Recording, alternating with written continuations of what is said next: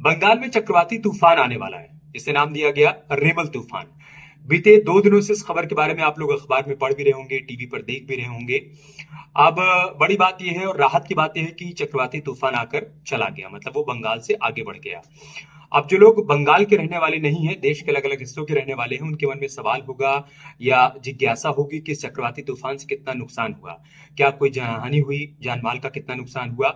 ये सवाल आप सबके मन में होगा, तो जल्दी से मैं आपको संक्षेप में बता देता हूं कि इस चक्रवाती तूफान का कहां कितना असर रहा।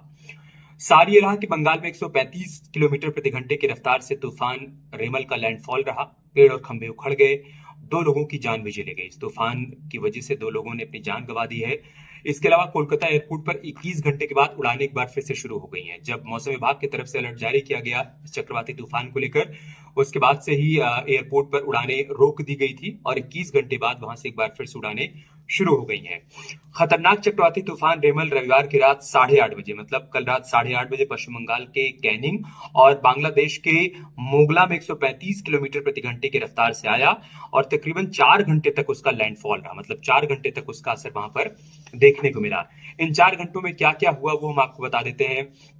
तटीय इलाकों उत्तर और दक्षिण 24 परगना, पूर्वी मेदिनीपुर, दीघा, काकद्वीप, जयनगर, इसके अलावा कोलकाता, हुगली और हावड़ा में 60 किलोमीटर प्रति घंटे की रफ्तार से इस दौरान हवाएं चल रही थी। बारिश हुई, तेज बारिश हुई। तूफान से पश्चिम बंगाल के दक्षिणी तटीय इलाकों की 24 ब्लॉक और 79 वार्ड प्रभावित हुए हैं। इन इलाकों के 15,000 घरों को नुकसान पहुंचा है, मतलब जो 4 घंटे तक तूफान का लैंडफॉल रहा उसमें 15,000 घरों को नुकसान पहुंचा, वो मकान क्षतिग्रस्त हो गए। राजधानी कोलकाता में 100 से अधिक पेड़ और बिजली के खंभे उखड़ गए, सड़कों पर गिर पड़े और सड़कों पर पानी भी भर गया इस दौरान, क्योंकि लगातार बारिश हो रही थी।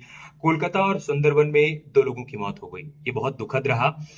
अभी तक जो आंकड़े जारी किए गए हैं उसके मुताबिक 2 लोगों ने इस दौरान अपनी जान गंवाई है, उनकी पहचान भी की जा रही है और ये सरकार की तरफ से ऐलान भी किया गया है कि प्रभावित परिवारों को हर संभव मदद दी जाएगी, उनको आर्थिक मदद भी दी जाएगी। कोलकाता के सुभाष चंद्र बोस एयरपोर्ट पर 21 घंटे बाद फ्लाइट सर्विस दोबारा से बहाल हो गई है। तूफान से पहले रविवार को इसे बंद कर दिया गया था और 394 फ्लाइट इस दौरान कैंसिल की गई थी। कुल मिलाकर 394 उड़ानें थी जिनको कैंसिल किया गया था, लेकिन 21 घंटे बाद एक बार फिर से उड़ानें बहाल हो गई हैं। कोलकाता में रविवार की सुबह 8:30 और सोमवार की सुबह 5:30 के बीच 146 मिलीमीटर बारिश दर्ज की गई। हल्दिया में 110 मिलीमीटर बारिश हुई। इसके अलावा तामलुक में 70 मिलीमीटर, निमित में 70 मिलीमीटर बारिश हुई। बांग्लादेश में भी तूफान का असर देखने को मिला। ढाका के सुमोई टीवी के मुताबिक बांग्लादेश में तूफान के कारण 7 लोगों की मौत हो गई, मतलब पश्चिम बंगाल में 2 लोगों की जान गई, लेकिन बांग्लादेश में 7 लोगों ने जान गंवा दी इस चक्रवाती तूफान की वजह से। सरकार ने 1.5 करोड़ लोगों के घरों की बिजली भी इस दौरान काट दी थी, एहतियातन की कहीं ऐसा ना हो कि शॉर्ट सर्किट से ज्यादा नुकसान हो जाए, चूंकि हवाएं बहुत तेज चल रही थी। मौसम विभाग के मुताबिक गंभीर चक्रवाती तूफान रेमल सोमवार की सुबह कमजोर हो गया, एक चक्रवाती तूफान में अब ये बदल गया और नॉर्थ ईस्ट की ओर 15 किलोमीटर प्रति घंटे की रफ्तार से आगे बढ़ गया, मतलब पश्चिम बंगाल से होते हुए अब ये नॉर्थ ईस्ट की तरफ बढ़ गया है, लेकिन इसकी रफ्तार अब बहुत धीमी हो गई है। 15 किलोमीटर प्रति घंटे के आसपास अब इसकी रफ्तार रह गई है। यानी बंगाल से लगे त्रिपुरा, असम, मेघालय, सिक्किम में इसका असर रहेगा। हालांकि तब तक ये काफी कमजोर हो चुका होगा। तूफान की वजह से पश्चिम बंगाल के अलावा उड़ीसा, झारखंड और बिहार के कुछ इलाकों में 27 और 28 मई को बारिश होगी, ये अनुमान भी जताया गया है। तो इस चक्रवाती तूफान की वजह से 2 लोगों ने अपनी जान गंवाई है।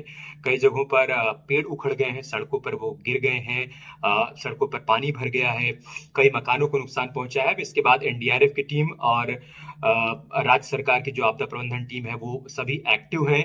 हर संभव कोशिश की जा रही है कि जो लोग भी प्रभावित हुए हैं उनको फौरन राहत पहुंचाई जाए।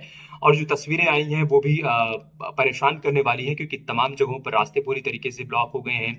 जिन मकानों को नुकसान पहुंचा है उनको दोबारा से रिपेयर करने में भी समय लगेगा।